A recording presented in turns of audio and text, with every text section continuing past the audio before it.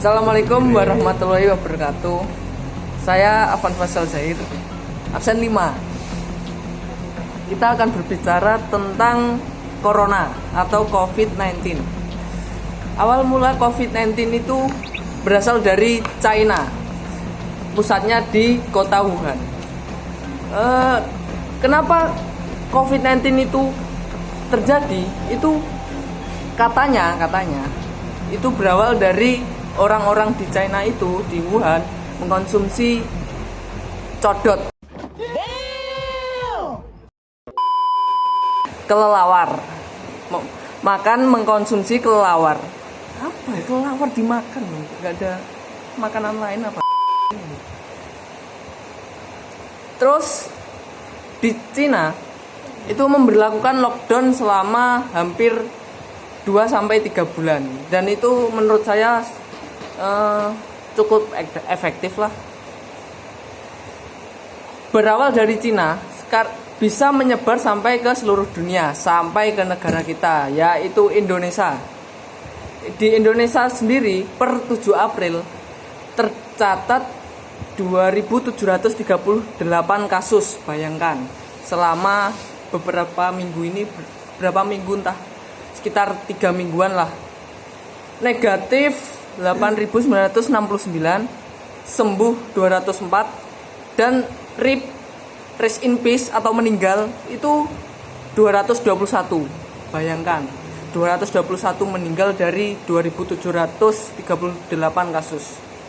Itu menurutku sangat berbahaya lah virusnya. Oke. Terutama untuk orang tua. Terus karena virus itu berpengaruh juga ke perekonomian global. Tentunya Indonesia juga terdampak. Nilai tukar rupiah sekarang menurut Bank Indonesia telah mencapai 16.230 rupiah. Itu menurut saya inflasi ya, karena gara-gara kasus corona ini, yang virus yang kecil tapi efeknya besar, corona. Oke. Dan di Indonesia terdapat panic buying. Semuanya kan tahu sendiri kan, Indonesia kan masyarakatnya kan konsumer, suka membeli. Dan itu panic buying khususnya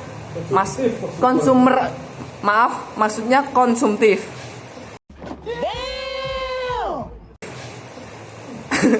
Konsumtif.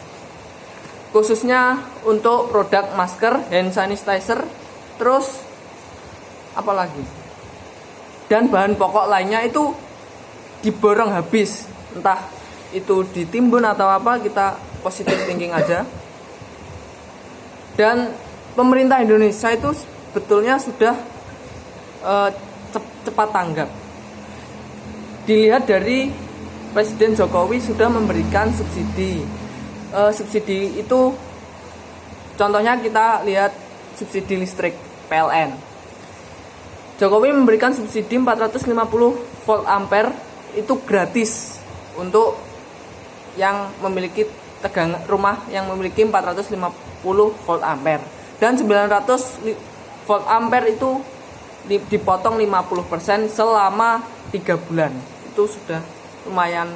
Yang mengeluarkan dana 3,5 T. T itu bukan tahu atau tempe, triliun. Oke. Triliun itu sangat banyak lah. Lalu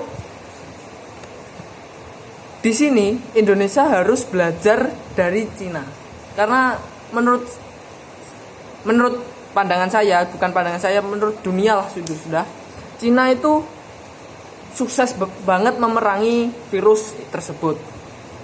Karena Cina langsung memberlakukan sistem lockdown selama 3 bulan seperti di Hubei, dan membuat ekonominya mati, bahkan negatif. Dan karena itu Cina itu cepat menanggapi virus-virus itu, sehingga virus itu sekarang di Cina sudah 0 kasus atau nihil, tidak ada kasus. Tetapi ekonominya itu recovery-nya cepat. Itu yang harus dicontoh. Tapi jika kita terapkan di Indonesia, apa yang akan terjadi? Jika Indonesia masyarakatnya itu konsumtif, kita ambil contoh agen LPG atau bahan pokok lainnya itu tidak bisa masuk ke suatu wilayah atau di suatu kecamatan. Itu misal kecamatan itu memberlakukan sistem lockdown dan agen LPG atau bahan pokok lainnya itu tidak bisa masuk. Kan masyarakat Indonesia kan memiliki sifat boros konsumtif. Apa tidak bingung jika gas LPG-nya habis, bahan pokoknya beras, makanya beras enggak. Kalau selain beras bisa enggak apa-apa. Kalau enggak beras katanya enggak makan, ya kan? Dilihat dari situ, apakah Indonesia berani melakukan sistem lockdown selama beberapa bulan ke depan? Atau Indonesia tidak berani melakukan sistem lockdown seperti di Cina? Kita lihat. Enggak lah. Kok ada suara TikTok? Maaf. Jika Indonesia berani melakukan sistem lockdown, berarti Indonesia harus menanggung. Memang ekonominya harus, ya tidak harus, ya mungkin pasti mati dan bahkan negatif. Tetapi itu cuma resiko. Kita sekarang tergantung pada pemerintah. Apakah pemerintah akan memperlakukan sistem lockdown ke depannya atau tidak. Sekian dari saya. Wassalamualaikum warahmatullahi wabarakatuh.